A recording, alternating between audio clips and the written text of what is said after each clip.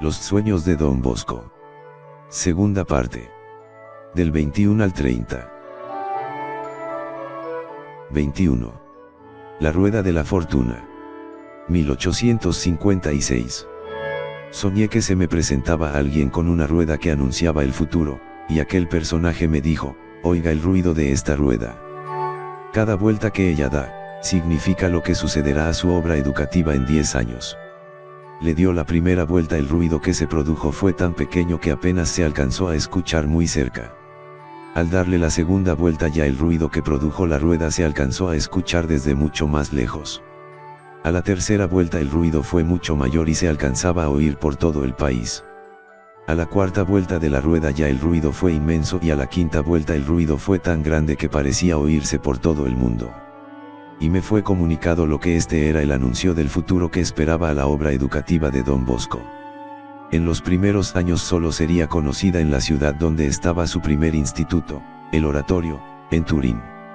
En su segundo decenio, ya se extendería por las provincias de aquella región, el Piamonte. En el tercer decenio su fama y su influencia se extenderían por todo el país de Italia. En el cuarto decenio se difundiría por toda Europa y en el quinto decenio la obra de Don Bosco sería conocida y apreciada en todos los continentes del mundo. 22. El sueño de los panes. 1857. Una noche vi en sueños a todos mis alumnos, distribuidos en 4 grupos distintos. Los jóvenes que formaban el primer grupo comían un pan finísimo y sabroso. Los del segundo grupo comían un pan ordinario. Los del grupo tercero comían un pan de salvado. Y los del cuarto grupo comían un pan mohoso y lleno de gusanos. Y me fue dicho que los que formaban el primer grupo son los que permanecen siempre con el alma en gracia de Dios y sin pecado. Que los del segundo grupo son los que son buenos, pero a veces cometen faltas. Los del tercer grupo son los que frecuentemente cometen pecados pero se arrepienten y tratan de convertirse. Y los del último grupo son los que viven en paz con sus pecados sin hacer nada serio por corregirse. Nota: Don Bosco al narrar este sueño a sus alumnos dijo: recuerdo perfectamente en cuál de los grupos estaba cada uno. Así que los que quieran pueden ir pasando estos días a mi habitación y les diré en qué estado se encuentra su alma. Los jóvenes fueron pasando a la habitación de nuestro santo en todos esos días y a cada uno le dijo tales detalles acerca del estado en que tenía su conciencia, que los muchachos exclamaban admirados: parece que tuviera unos lentes de ver espíritus. Le dice a uno todo lo que tiene en el alma. Este sueño se repitió después de muchas veces en formas diversas en la vida de San Juan Bosco, y siempre logró ver las conciencias tal cual estaban en realidad. 23. El gigante fatal. 1859. Vi en sueños a un hombre de estatura gigante que recorría las calles de la ciudad, y de vez en cuando colocaba sus manos sobre la cabeza de algunas personas. La persona sobre la cual el gigante había colocado sus manos, se ponía negra y caía muerta. Me pareció que era el anuncio de una epidemia mortal. Nota: hay que recordar que en la ciudad de Turín en un solo año hubo 3.500 enfermos de cólera y murieron 400. 700 de esas víctimas murieron en la región donde vivía Don Bosco, junto al río Dora. 24. El sueño de la marmota. 1959. Vi en sueños que cuando los jóvenes debían dirigirse a la iglesia para las confesiones, llegó al patio un hombre que llevaba una cajita. El hombre se colocó en medio de los jóvenes y abriendo la caja sacó de allí una marmota, un animalito roedor, de pelaje espeso y cabeza gruesa que vive en los montes pero que se deja domesticar y hace muchas maromas que distraen y hacen reír a la gente joven. La marmota empezó a bailar y hacer piruetas y los jóvenes le hicieron un gran corrillo para observarla. Entonces el hombre que llevaba el animalejo se fue alejando y alejando de la iglesia, y los muchachos con él, y así logró que no fueran a confesarse. Nota: Don Bosco al narrar este sueño dijo en qué estado vio la conciencia de ciertos jóvenes, sin decir el nombre de ninguno, pero los interesados se sintieron perfectamente retratados en aquella descripción. Luego les insistió en que el enemigo del alma hace todos los esfuerzos posibles por obtener que la gente no se confiese y que no comulguen. Mientras narraba el sueño se puso a describir las piruetas que hacía la marmota, y con ello hizo reír sabrosamente a los muchachos, pero mientras tanto los hizo pensar seriamente en el estado en el que estaba su alma. Muchos jóvenes fueron privadamente a pedirle que le dijera en qué estado había visto su conciencia y se quedaron pasmados al oír de labios de don Bosco faltas que ellos se imaginaban que nadie sabía. Dicen las crónicas de ese tiempo que la narración de este sueño llevó a casi todos los jóvenes a confesarse con más frecuencia, y que las comuniones se volvieron más numerosas en el oratorio o instituto educativo de don Bosco en Turín. 25. Aparición de mamá Margarita. 1860. Mi mamá Margarita había muerto el 25 de noviembre de 1856, pero en el mes de agosto de 1860 soñé que viniendo cerca del santuario de la Consolate me encontraba por el camino con ella. El aspecto de mi madre era bellísimo. Y yo admirado le pregunté, ¿pero cómo, su merced aquí? No está muerta. He muerto pero sigo estando viva, me respondió, y su merced es feliz. Totalmente feliz. Felicísima. Le pregunté si había ido al paraíso inmediatamente después de su muerte, y me respondió que no. Luego le pregunté si en el paraíso estaban algunos de mis mejores alumnos que habían muerto. Le dije los nombres y me dijo que sí estaban allá. Luego le pregunté, ¿me podrá explicar qué es lo que se goza en el paraíso? Aunque te lo dijera, no lo podrías comprender, me respondió. Pero no me podría dar aunque fuera una pequeñita muestra de lo que allá se goza, o se ve, o se oye. Y en ese momento vi a mi madre totalmente resplandeciente, adornada con una lujosísima vestidura, con un rostro de maravillosa majestad y belleza, y acompañada de un numeroso coro que cantaba solemnemente. Y ella empezó a cantar un himno de amor a Dios, un canto de una dulzura que nadie logra explicar, un canto tan bello que llenaba de gozo y de dicha el corazón, y que elevaba la mente hacia las alturas celestiales. Parecía que fuera un coro de millones y millones de voces, a cual más de hermosas y armónicas, desde las voces más graves y profundas, hasta las más elevadas y agudas. Y una incontable variedad de modulaciones, tonalidades y vibraciones, unas fuertes, otras suaves, combinadas con el arte más exquisito y con una delicadez tal que formaban un conjunto maravilloso. Al oír aquellas finísimas melodías quedé tan emocionado que me parecía estar fuera de este mundo y no fui capaz de decir nada ni de preguntar ninguna otra cosa más a mi madre. Cuando hubo terminado el canto, mamá Margarita se volvió hacia mí y me dijo, te espero en el cielo, porque nosotros los dos debemos estar siempre cerca del uno del otro. Dichas estas palabras desapareció. Nota, mamá Margarita ejerció una influencia importantísima en la vida de San Juan Bosco. Él quedó huérfano de padre a los 2 años y medio, y la educación se la dio su santa madre, formidable mujer que, aunque analfabeta, poseía dotes maravillosas para educar. Cuando ya su hijo fue sacerdote se fue con él a Turín y allí junto a su hijo pasó los últimos 10 años de su vida haciendo de madre amorosa para esos centenares de huerfanitos abandonados, que don Bosco iba recogiendo para educarlos y librarlos de peligros materiales y espirituales. Los muchachos de don Bosco la llamaban cariñosamente mamá Margarita, y así la llaman los salesianos de todo el mundo.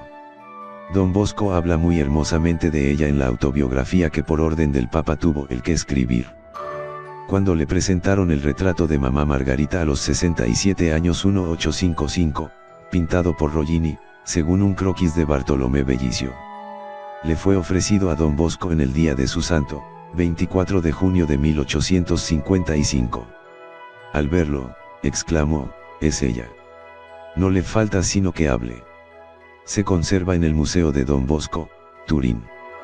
Por haber muerto mamá Margarita un 25 de noviembre, en las 1300 casas salesianas del mundo celebra cada 25 de noviembre una misa por los papás difuntos de los salesianos. 26. Aviso para esconder documentos peligrosos. 1860. Soñé que entraba a mi habitación una cuadrilla de atracadores y que se dedicaban a esculcar todos los armarios y que revolvían todos mis papeles y mis escritos. Pero uno de los salteadores, se volvió a mí y con tono bondadoso se me dijo, ¿por qué no esconde aquel escrito y aquel otro documento? ¿No ve que si llega una requisa del gobierno aquellas cartas del arzobispo le podrían traer problemas? Y aquellos documentos que le llegaron de Roma que los tiene ya casi olvidados en aquel rincón, y me señaló el sitio donde estaban, y aquellos otros papeles que están más allá. Si los hace desaparecer desde ahora se va a evitar después muchos problemas y molestias. Por la mañana les conté el sueño a algunos de mis amigos y no lo tomaba muy en serio, pero por si acaso me fui a mi habitación y saqué todas las cartas del arzobispo y los documentos llegados de Roma y otros papeles especiales y los llevé a un sitio muy alto y escondido. Nota: el sueño sucedió el 23 de mayo. Don Bosco escondió los papeles el 24, y luego el 26 de mayo de 1860, el ministro anticlerical Farina mandó requisar toda la casa de Don Bosco en busca de documentos que lo pudieran comprometer contra el gobierno. En ese año 1860 es cuando el gobierno de Piamonte, capital de Turín, se apodera de Roma y le quita al sumo pontífice los estados pontificios. Buscan cualquier pretexto para acusar y encarcelar a los amigos del Papa y saben que Don Bosco es amiguísimo del sumo pontífice de Roma. El 26 de mayo llegan 3 inspectores y 18 policías a registrar las habitaciones de Don Bosco. Esculcan todo, hasta la cesta de los papeles, y no logran encontrar ni siquiera un solo documento o carta para poderlo acusar. Todo había sido perfectamente escondido por Don Bosco, lejos de allí, el 24, después del aviso del sueño. 10 veces más vendrá la policía a esculcarle todos los papeles y a registrar sus habitaciones y nunca lograron encontrar nada para poderlo acusar. Dios cuida de sus hijos y les avisa a tiempo. 27. Las 14 mesas. 1860. Soñé que estaba con todos mis jóvenes en un sitio tan ameno como el más hermoso de los jardines, sentados ante unas mesas que, ascendiendo desde la tierra en forma de gradas, se elevaban tanto que casi no se divisaban las últimas. Dichas mesas, largas y espaciosas, eran 14, dispuestas en un estadio y divididas en 3 órdenes, sostenido cada uno por una especie de muro en forma de terraplén. En la parte baja, alrededor de una mesa colocada en el suelo polvoriento y desprovista de todo adorno y sin vajilla alguna, vi a cierto número de jóvenes.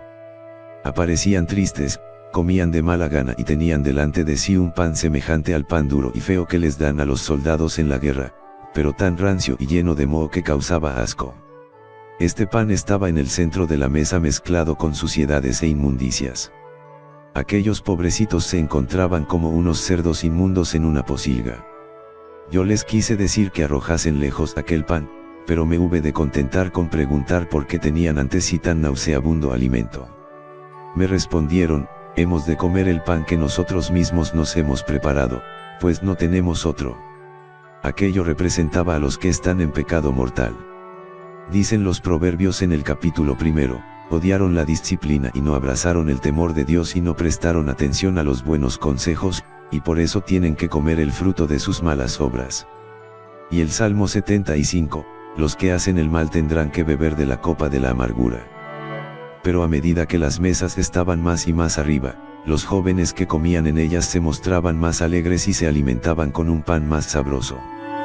Cuanto más alta se hallaba la mesa donde estaban, tanto más hermosos, elegantes y alegres eran los jóvenes que allí comían, y más lujosos los manteles y más finas las vajillas, y más exquisitos los alimentos que allí les ofrecían. Y me llamaba la atención el ver que en las mesas superiores había muchos jóvenes, más de los que me había imaginado.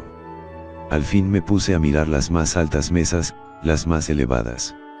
Los alimentos que allí se servían eran tan extraordinariamente finos y delicados que nadie podría describirlo. Las mesas parecían de oro. Los vestidos de los jóvenes que allí estaban sentados eran lujosísimos y de un costo elevadísimo. El rostro de cada muchacho resplandecía con luces admirables. Cada joven gozaba de una alegría extraordinaria y cada cual se esmeraba por hacer participantes de su gozo a los demás compañeros. En hermosura, en elegancia, en alegría y en luminosidad y esplendor, los que ocupaban las mesas de más arriba superaban totalmente a los que estaban en las mesas de más abajo. Y me fue dicho que los que están en las mesas más altas son los que se esfuerzan por conservar el alma sin pecado. Los de las mesas de en medio son los que caen y cometen faltas pero se apresuran a confesarse y a enmendarse. Los de la última mesa de abajo viven tranquilamente en sus pecados sin arrepentirse ni tratar de enmendarse. El libro santo enseña: dichoso el que pudiendo pecar no peca. Pero hay del que vive como si Dios no existiera, ese no tendrá paz. Isaías 48 horas y 22 minutos. Pero lo más sorprendente es que en el sueño reconocí a todos mis alumnos uno por uno, y ahora mismo le puedo señalar a cada cual en qué clase de mesa lo vi. Me parece estarlos viendo ahora mismo, a cada uno en su mesa. Estando observándolos vi un hombre a lo lejos y quise ir a preguntarle algo, pero me tropecé con algo y me desperté. Nota: al día siguiente, 6 de agosto de 1860, los jóvenes fueron pasando por la habitación de don Bosco para preguntarle en qué mesa los había visto. Y se extrañaban de la admirable precisión con la cual les informaba el estado de su alma. Varios le preguntaron si todavía podían pasar de una mesa inferior a otra superior y les dijo que sí era posible, con tal de esmerarse por evitar el pecado y dedicarse a portarse bien. ¿En cuál de las 14 mesas estaremos nosotros? ¿A cuál queremos pasar? 28. Sueño del estado de las conciencias. 1860. Era el 31 de diciembre y tenía que aconsejarles a los jóvenes el aguinaldo, lema o recuerdo para el nuevo año que iba a empezar. Y en sueños me encontré con el padre José Cafasou, que había muerto ese año, y le pregunté, ¿qué consejo o recuerdo les dejo a mis discípulos para este año que va a comenzar? Él me respondió, ante todo, que arreglen las cuentas de su conciencia. Y luego vi un tribunal compuesto por el padre Cafasou, por el poeta Silvio Pellico y por el conde Cas. Y que mis discípulos, cada uno con un papel en la mano, pasaban ante el tribunal para presentar las cuentas de su conciencia. Los que presentaban las cuentas bien arregladas eran aprobados y se iban al patio a jugar muy contentos. A quienes tenían pecados sin perdonar, los señores del tribunal les rechazaban sus cuentas y se las devolvían, porque no se les podían aceptar así. Y salían muy tristes y muy angustiados. Vi a unos que no pasaban a presentar cuentas ante el tribunal. Le pregunté al padre Cafasou quiénes eran ellos y me respondió, son los que no tienen obras buenas para que se les paguen. Dígales que se apresuren a hacer obras para el cielo, porque al árbol que no produce fruto se le corta y se le echa al fuego. Mateo 3:10. Salí al patio y vi que los jóvenes que tenían bien las cuentas de su conciencia jugaban felices y se sentían satisfechos como príncipes. En cambio otros jóvenes no sentían alegría. Y unos de estos tenía una venda en los ojos, para no reconocer la fealdad del pecado y la necesidad de vivir en gracia de Dios, y otros tenían la cabeza llena de humo negro. Y allá en un rincón del patio vi una escena que me llenó de angustia, un joven estirado en el suelo, pálido como un muerto, tenía muerta el alma por el pecado. Unos con los ojos muy enfermos, malas miradas, otros con la lengua enferma, malas conversaciones, y algunos muy enfermos de los oídos, sordos para oír lo bueno, atentos para escuchar lo malo. Todos ellos tenían sus sentidos roídos por gusanos. Uno tenía la lengua totalmente podrida, otro con la boca llena de fango hediondo y un tercero con la garganta tan maloliente que no se le podía a uno acercar, ¿de qué hablarán? Alguno tenía el corazón carcomido y podrido, débil y corrompido, ya se puede uno imaginar lo malo y corrompidos que serán sus afectos. Había algunos como cadáveres en descomposición, destruidos por los vicios, y otros tan enfermos que parecían un hospital, así de enferma está su alma. Yo estaba viendo la conciencia de cada uno. Me acerqué a uno de esos pobrecitos y le pregunté, ¿pero qué es lo que te ha sucedido? ¿Por qué estás así de mal? Es que estoy cosechando el fruto de mis malas obras. Cada uno cosecha lo que ha cultivado. El que cultiva corrupción, cosecha maldades. Gálatas 6:7. Y lo mismo me respondieron varios más. Yo veía el estado de cada alma tan claramente, que si alguno se me acerca ahora, puedo decirle cómo está su conciencia. Luego fui llevado a un enorme salón, adornado con oro y plata, y lleno de lámparas maravillosas que producían una luz tan bella como uno no puede imaginar. Y en la mitad del salón había una inmensa mesa con los alimentos más exquisitos que una persona pueda desear. Yo al ver semejante cantidad de alimentos tan sabrosos dispuse salir a llamar a mis discípulos para que entraran a comer, pero el padre Cafasou me dijo, un momento, de esta mesa no pueden participar sino los que tienen la conciencia en paz. Los que han arreglado las cuentas de su conciencia. Yo fui a llamar a los que estaban con la conciencia purificada de pecados, y la mesa se llenó de comensales que demostraban inmensa alegría y satisfacción. Supliqué luego que también otros de mis discípulos pudieran entrar a participar de tan rico banquete y me fue dicho, solo los que están sanos del alma pueden participar del banquete del cielo. Los que tienen el alma enferma tienen que aguardar a ser curados. Y yo veía que los que participaban de aquella mesa se sentían inmensamente felices y contentos. Pero los que tenían el alma enferma y manchada estaban allá en un rincón llenos de profunda tristeza. Los que tenían el corazón carcomido sufrían de una gran melancolía. A ninguno de los que tenían el alma manchada se le dejaban acercarse a la mesa de las delicias. Y allí entre esos entristecidos con manchas en el alma veía claramente a muchos de mis discípulos. Yo le pregunté al padre Kafasou, ¿qué remedio me aconseja para que estos jóvenes tengan el alma sana? Él respondió, estar alerta y vigilar. Vigilar y orar para no caer en tentación, porque el espíritu está pronto, pero el cuerpo es débil. Mateo 26 horas y 41 minutos. Estar alertar porque el enemigo, el diablo anda dando vueltas como un león, buscando a quien devorar. Primera de Pedro 5:8. Y al decir estas palabras, el padre Kafasou y sus compañeros desaparecieron, y yo me desperté, y no me encontré sentado en la cama, temblando de frío. Yo termino recomendando que todos purifiquen su alma con una buena confesión, y que reciban frecuentemente y con mucha devoción la Sagrada Comunión. Notas, el tribunal estaba compuesto por 3 amigos de Don Bosco, el padre Kafasou, su santo confesor y gran maestro de espiritualidad. Él examinaba acerca de las prácticas de piedad y acerca de la moralidad. El poeta Silvio Pellico, que examinaba cómo había sido el cumplimiento de cada uno acerca de sus deberes de estudiante. El conde Cas, senador, examinaba la disciplina y el buen comportamiento y la obediencia de cada cual. Los jóvenes fueron acercándose en esos días a Don Bosco y él les informaba si los había visto con el alma sana, y sentados a la mesa del banquete del cielo, o si en cambio había observado que estaban enfermos de los ojos, de los oídos, o del corazón, o hechos unos cadáveres por medio del pecado mortal. Algunos lloraban al sentir que la descripción que les hacía el santo al contarles cómo los había visto en el sueño, era un retrato exacto del estado en que se encontraba su alma. Sería interesante saber en cuál de estos grupos estará cada uno de nosotros. El padre Rufino dejó escrita una crónica de lo que sucedía aquel año, y allí dice que el efecto de aquel sueño fue inmensamente provechoso para los discípulos de Don Bosco. Que cada día se le acercaban muchos de ellos a preguntarle en qué estado los había visto.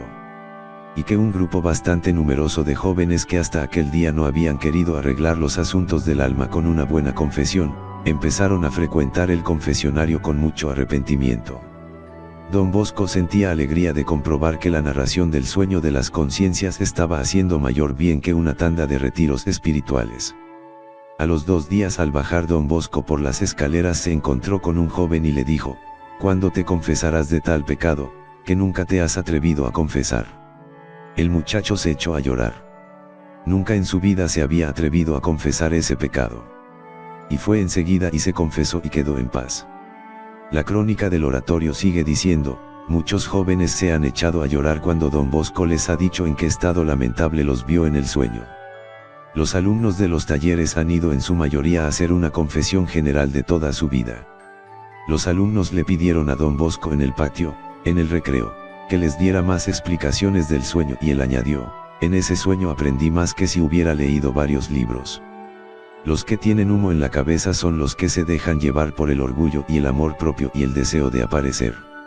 De algunos que estaban con el corazón corroído, me fue dicho que son los que tienen el corazón lleno de antipatías, de rencores y de odios, o de envidias. El corazón de algunos estaba lleno de tierra y me fue dicho que son los que viven muy apegados a los bienes de este mundo y a los placeres sensuales. Y añadió, vi a unos con el corazón vacío, son los que no hacen obras malas, pero tampoco hacen obras buenas y poco rezan con fervor, ni fa, ni fu. Después en otra charla de buenas noches les dijo, he pasado horas muy angustiosas pensando en algo que me llena de horror, el número tan crecido de discípulos míos que viven con la conciencia tan desordenada y con el alma tan manchada. Al recordar a los que vi tendidos por el suelo como cadáveres, y cubiertos de llagas asquerosas, he sentido tristeza muy profunda. Algunos ya arreglaron los asuntos de su conciencia. ¿Y los otros por qué no lo hacen? Y se echó a llorar. Varios alumnos empezaron a llorar también, y las palabras del santo consiguieron el buen efecto deseado. 29. Una amenaza de muerte. 1860. El 12 de enero de 1860 don Bosco llamó al joven Bartolomé a su habitación y le dijo: he visto en sueños que la muerte te amenazaba.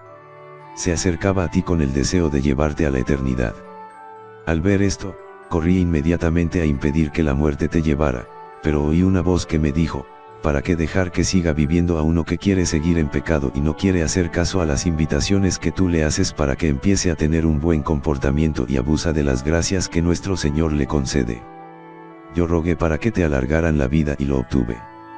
Aquel pobrecito, al oír el relato de este sueño, quedó tan preocupado y conmovido que entre lágrimas y sollozos hizo su confesión de toda su vida y formuló muy buenos propósitos que luego se esmeró por cumplirlos lo mejor posible.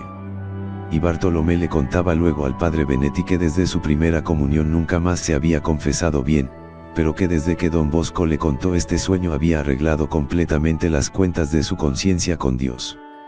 ¿Se podrá decir de nosotros esa frase terrible que oyó don Bosco respecto al joven? Ojalá que no. 30.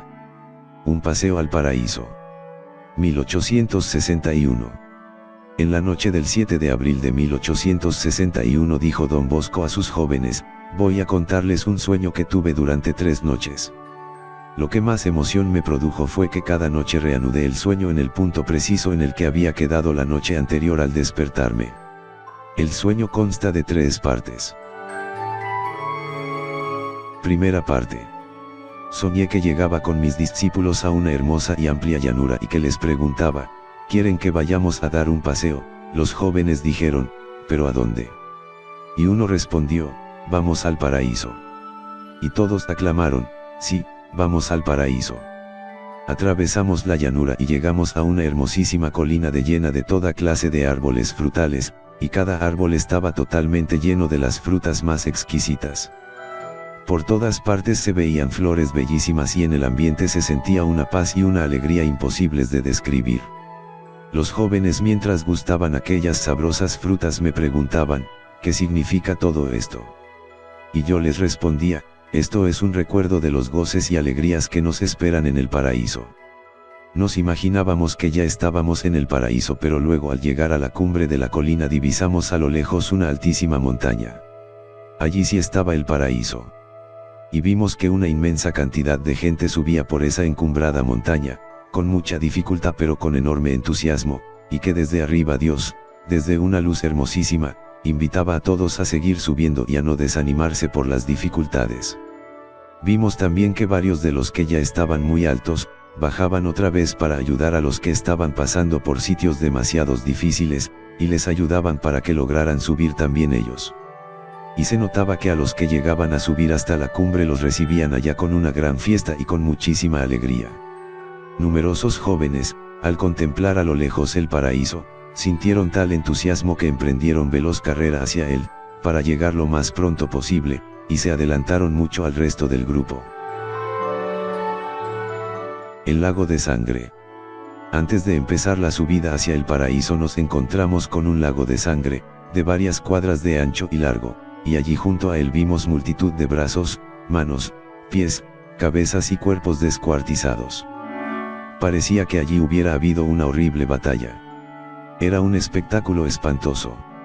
Los jóvenes que se habían adelantado corriendo, estaban allí mirando horrorizados. Los demás jóvenes que iban llegando y que venían tan alegres, quedaron silenciosos y llenos de susto y tristeza. En la orilla del lago había un gran letrero que decía: por medio de la sangre.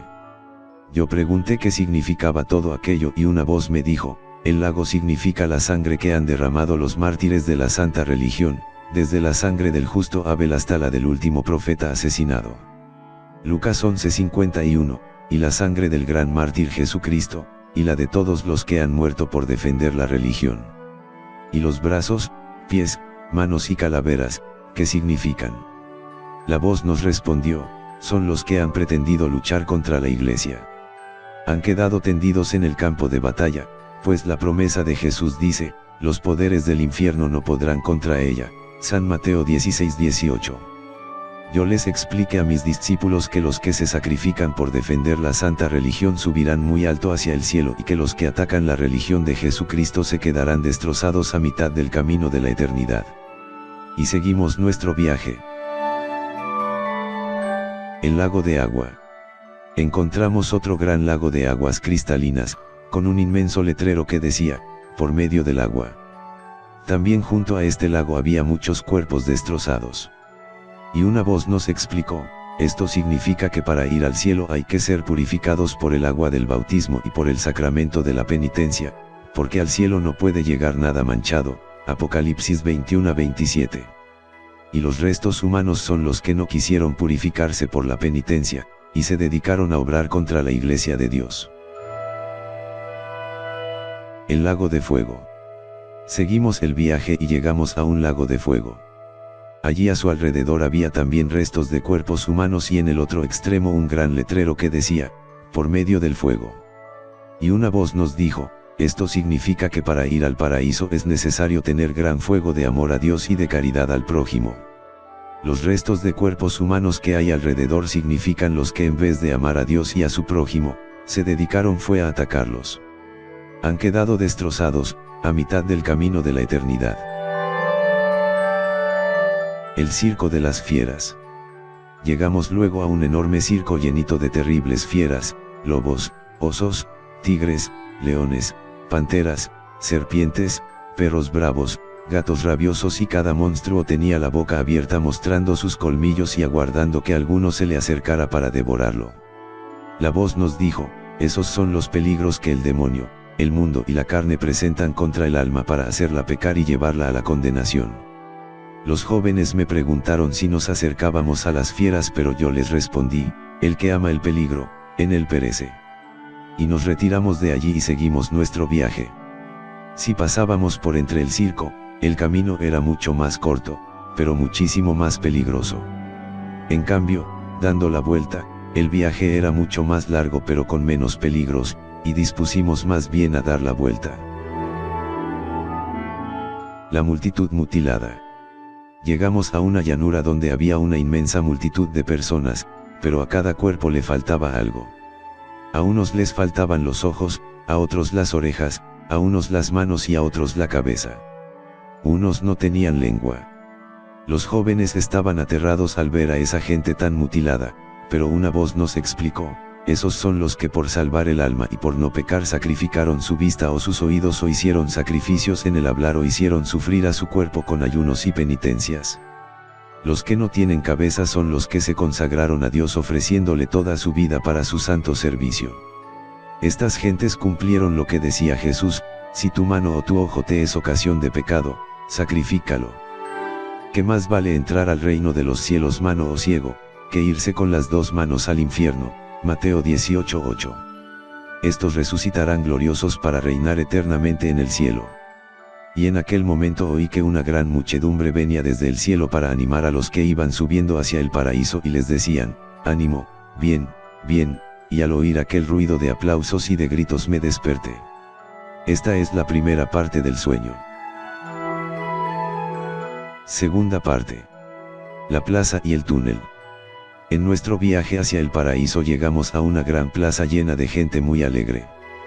Pero la plaza terminaba en un túnel sumamente estrecho y el que quería pasar por él tenía que despojarse de todo lo superfluo, de todo lo no necesario, porque si no era así no cabía por el angostísimo túnel. Entonces recordé la frase de Jesús, el que no renuncie por amor a mí, a lo que mucho ama, no es digno de mí. Mateo 10:37. Los atados a los animales. Entonces llegamos a un valle donde había muchos individuos, pero cada uno amarrado a un animal.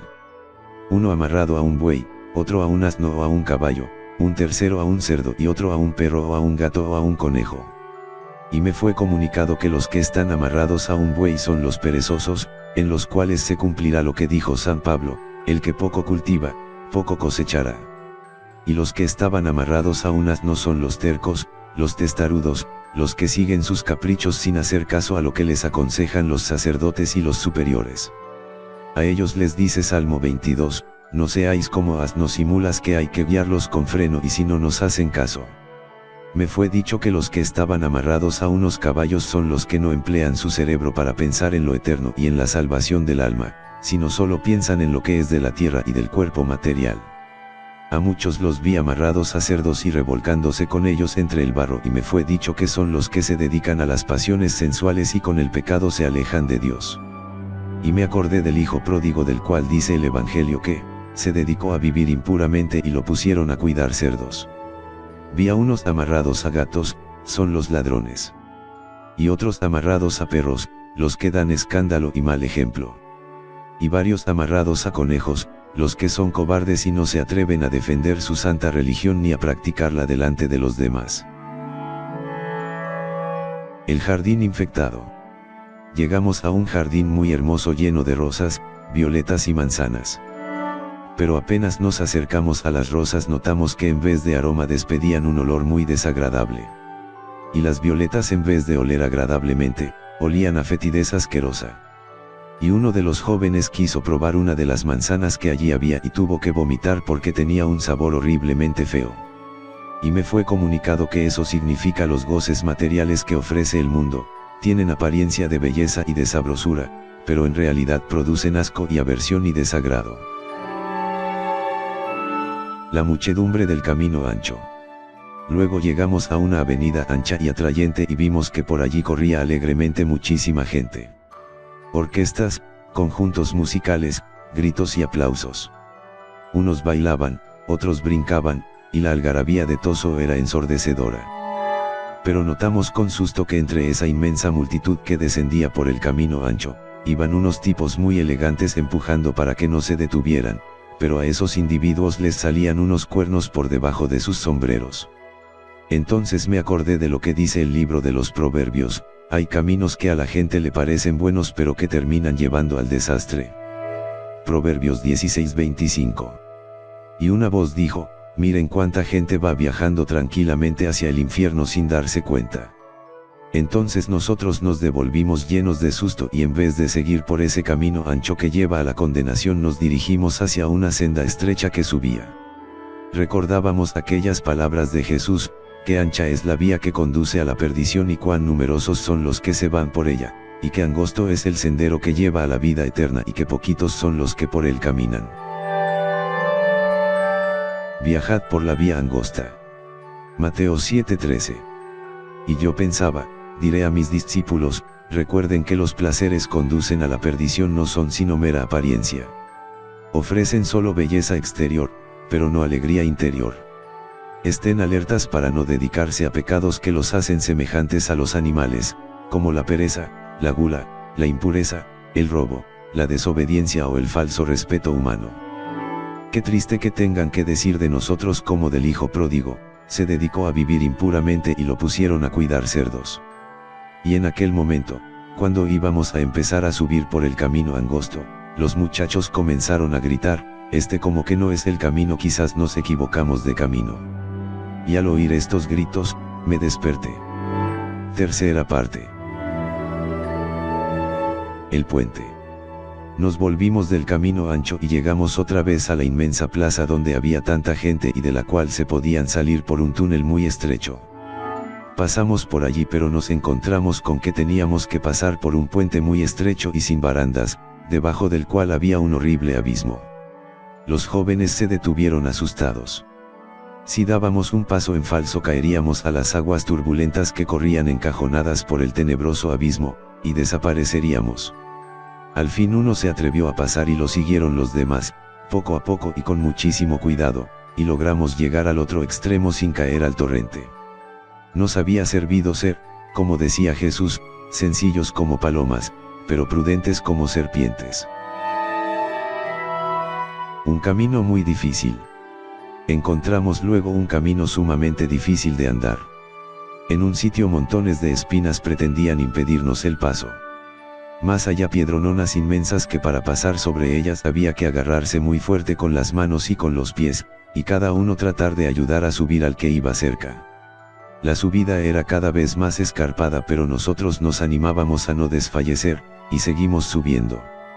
Mirábamos hacia arriba y veíamos el recibimiento tan festivo y alegre que allá les hacían a los que lograban subir aquella cuesta, y esto nos animaba a seguir subiendo aunque las dificultades fueran cada vez más grandes. En la cumbre, pero casi solo. Al fin llegamos a la cumbre de la montaña. Los que estaban allí se preparaban para hacernos un gran recibimiento, cuando yo me volví a mirar cuántos habían llegado conmigo hasta la altura, y con enorme tristeza vi que de todos mis 800 y más discípulos que habían emprendido conmigo aquel camino hacia el paraíso, solamente 3 o 4 habían logrado llegar hasta allá. ¿Y los demás, qué les sucedió por el camino?, pregunté. Y una voz me respondió: los demás se han quedado estancados en distintas partes del camino. Mire bien y verá dónde se han quedado. Quizás si siguen luchando logren llegar hasta la altura. Me puse a mirar y vi que unos estaban distraídos recogiendo caracoles. Otros hacían ramos con flores silvestres. Algunos recogían frutas verdes y varios se dedicaban a perseguir mariposas. Hasta había quienes estaban coleccionando grillos y muchos se habían sentado a descansar tranquilamente en la sombra de un matorral. Yo me puse a gritarles que no se dedicaran a esas boberías inútiles, que este no era tiempo de dedicarse a descansar, que no se detuvieran en la subida, que siguieran caminando hacia la altura. Unos poquitos, unos 8 me hicieron caso. Los demás siguieron dedicados a esas inutilidades. A mí me daba pena llegar con un grupito tan reducido al paraíso, y les dije a mis pocos compañeros: espérenme aquí que yo bajo a tratar de hacer subir a los rezagados. Y me vine cuesta abajo animando a unos, empujando a otros hacia arriba y hasta regañando a algunos muy despreocupados. Les repetía afanosamente: sigan caminando hacia arriba. No se queden en mitad del camino del paraíso por dedicarse a cosas que no valen la pena, sigan, suban. Y bajé hasta donde empieza la subida de la montaña y allí encontré muchos desanimados que ya no querían hacer sacrificios para llegar al paraíso, sino que pensaban dedicarse a la vida fácil sin hacer esfuerzos por subir. Animé a todos a emprender de nuevo el camino hacia las alturas y cuando ya iba a comenzar a caminar hacia la alta montaña, me tropecé con algo y me desperté.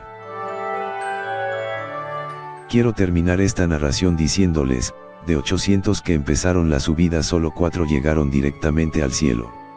Y los otros tendrán que quedarse en el purgatorio pagando los pecados. Para unos el purgatorio será muy cortico, pero para otros puede ser muy largo.